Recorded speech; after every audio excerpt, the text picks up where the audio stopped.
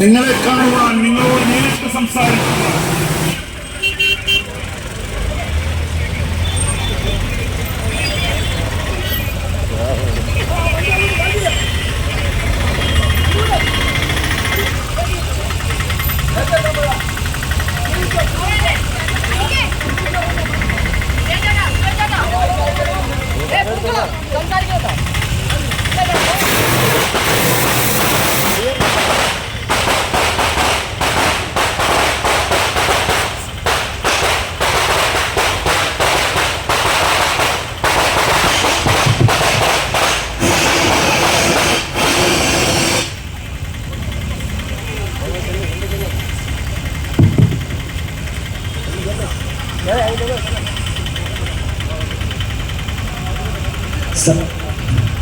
സ്വീകരണത്തിന് നന്ദി പറയുവാൻ വേണ്ടി നമ്മുടെ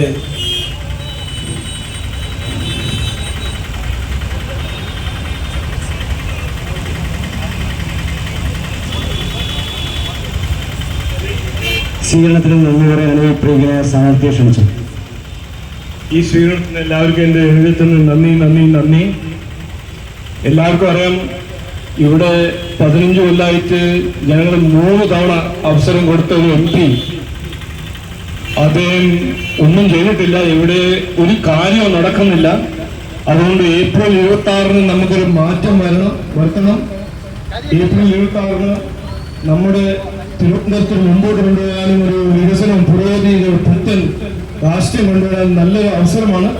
എല്ലാവരെയും ഞാൻ അഭ്യർത്ഥിക്കുന്നു, എന്നെയും BJP-നെയും NDA-നെയും നരേന്ദ്രമോദിജിനെയും വോട്ട് ചെയ്യുക, സഹായിക്കുക, അനുഗ്രഹിക്കുക.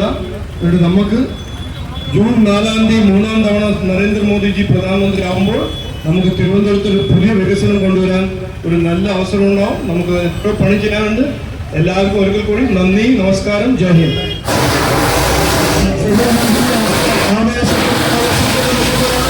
രേഖപ്പെടുത്തിക്കൊണ്ട് പ്രിയങ്കരനായ സ്ഥാനാർത്ഥി, നമ്മുടെ പ്രിയങ്കരനായിട്ടുള്ള നരേന്ദ്രമോദി ഗവൺമെന്റിന്റെ മന്ത്രിയായിട്ടുള്ള ശ്രീ രാജീവ് ചന്ദ്രശേഖർ ഇതുവഴി കടന്നു വരികയാണ്. അമ്മമാർ, സഹോദരിമാർ,